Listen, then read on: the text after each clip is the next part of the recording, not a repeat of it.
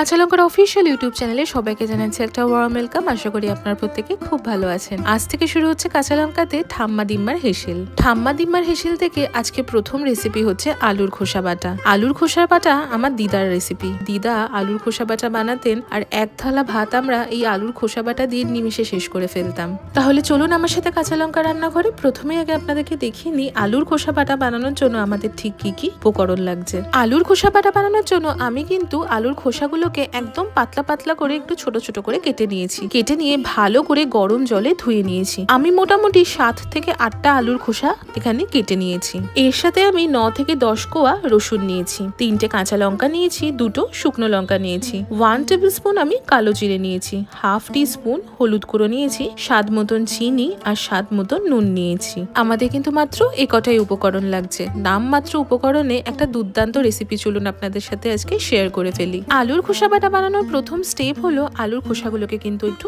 ভেজে নিতে হবে। তার জন্য আমি প্রথমেই একটা প্যানে 1 টেবিল স্পুন মতো সর্ষের তেল গরম করে নেব। তেলটা গরম হয়ে গেলেই কালো জিরে দিয়ে দিলাম, সাথে দিয়ে দিলাম রসুন কোয়া আর দিলাম কাঁচা লঙ্কা এবং শুকনো লঙ্কা। এই কালো জিরে, রসুন, লঙ্কা সবকিছু কিন্তু আমাদেরকে একটু বেশ ভালো করে ভেজে নিতে হবে।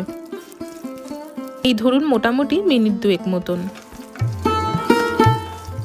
মিনিট 2 পর যখন দেখবেন রসুনটা ভালো করে ভাজা হয়ে এসেছে আর লঙ্কাগুলো ভাজা হয়ে গেছে, তখন আমি আলুর খোসাগুলো দিয়ে দিলাম। আলুর খোসাগুলো গরম জলে আগে থেকে একটু ধুয়ে নিলে কি হবে, আলুর খোসাগুলো আর একটু নরম হয়ে যাবে। আলুর খোসাটা দিয়ে সবকিছুর সাথে আলুর খোসাটা কিন্তু ভালো করে আমরা ভেজে নেব। আলুর খোসা যতটা ভালো করে ভাজতে পারবেন বাটার সময় কিন্তু ততটাই সুবিধা হবে। অবশ্যই এটা খেয়াল রাখতে হবে যাতে ভাজতে ভাজতে আলুর খোসাগুলোকে আমরা পুড়িয়ে না ফেলি। আলুর খোসাটা ভাজার মাঝখানে আমি দিয়ে দিলাম স্বাদ মতন নুন আর স্বাদ মতন চিনি।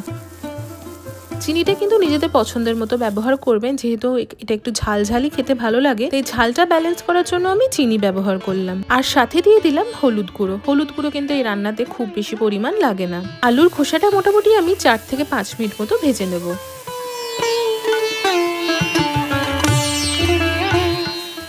দেখুন আমাদের আলুর খোসাগুলো কিন্তু সুন্দর ভাজা হয়ে গেছে, একদম আলু ভাজার মতো দেখতে লাগছে। এই আলুর খোসাগুলো ভাজা হয়ে গেলে এবার আমি আসি আসল স্টেপে। আমি আমার দিদাকে কিন্তু সবসময় দেখেছি এই আলুর খোসা বাটাটা শিলনোড়াতেই বেটে নিত। তবে আপনাদের কাছে যদি শিলনোড়া না থাকে সেক্ষেত্রে মিক্সার গ্রাইন্ডারও কিন্তু ব্যবহার করতে পারেন। তবে আমি সাজেস্ট করব কিন্তু শিলনোড়া ব্যবহার করতে। শিলনোড়াতে এই আলুর খোসা বাটার যা স্বাদ আসে সেটা কিন্তু মিক্সার গ্রাইন্ডারে আসে না। এবার আমি আলুর খোসা ভাজাগুলোকে শিলনোড়াতে রেখে দেবো, দিয়ে একটুখানি ঠান্ডা করে নেব। মানে রুম টেম্পারেচারে আসা পর্যন্ত একটু ওয়েট করব। আলুর খোসা ভাজাটা ঠান্ডা হয়ে আসলেই এবার আমি বাটতে শুরু করব। ভালো করে নোড়া দিয়ে আমি বেটে নেব। কোনো রকমের জল কিন্তু ব্যবহার করবেন না। আপনারা যদি এটা মিক্সার গ্রাইন্ডারেও বাটেন সেক্ষেত্রেও কিন্তু জলের ব্যবহার একদমই করবেন না।